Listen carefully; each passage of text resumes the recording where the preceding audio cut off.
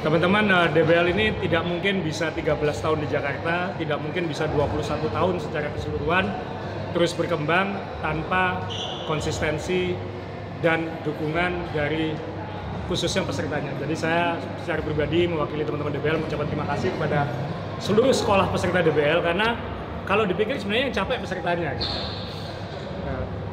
Capeknya panitia itu nggak ada artinya dengan capeknya persiapan seluruh peserta untuk ikut. Jadi kita sehebat apapun kita menyiapkan sebuah event, sebesar apapun rencana yang kita buat. Tadi pertandingan tadi misalnya, satu-satunya hal yang tidak bisa kita atur kan pertandingannya. Dan ternyata yang jadi show adalah pesertanya, yang memberikan hiburan emosional, perjuangan anak-anak, segala macam, kalah maupun menang, inspirasi, itu semua adalah pesertanya. Jadi DBL tidak mungkin bisa seperti ini tanpa dukungan penuh pesertanya. Yang bisa kami lakukan hanyalah dari DBL Indonesia adalah kita menyelenggarakan ini sebaik mungkin, sekonsisten mungkin.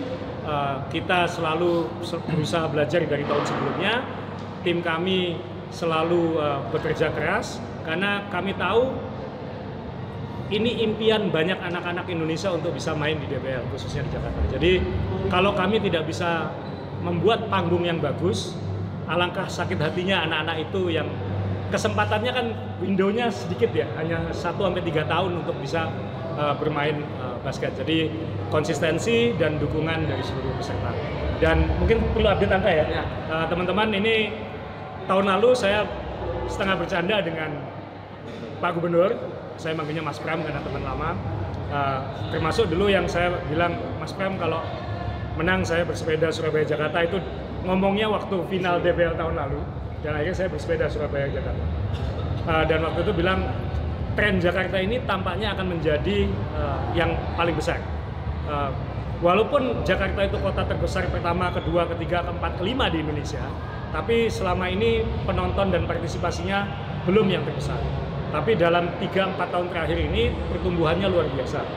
Dari tahun 2024 ke 2025 pertumbuhan penontonnya 61%. Dan tahun ini untuk kali pertama follower Instagram khususnya ini untuk DBL Jakarta sudah menyalip Surabaya yang menjadi cikal bakalnya DBL. Jadi kita sudah bisa bilang sekarang bahwa kota terbesar DBL sekarang adalah Jakarta. Dan entah bagaimana dalam beberapa tahun terakhir ini, setiap kali finalnya di Indonesia Arena selalu jadi show yang luar biasa. Hari ini terulang lagi. Tahun lalu endingnya seperti itu. Tahun ini endingnya overtime. Jadi kalah atau menang, anak-anak itu superhero semua itu.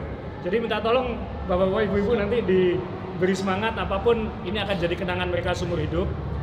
Dan kami bangga bisa menjadi panggung yang memberi kenangan seumur hidup.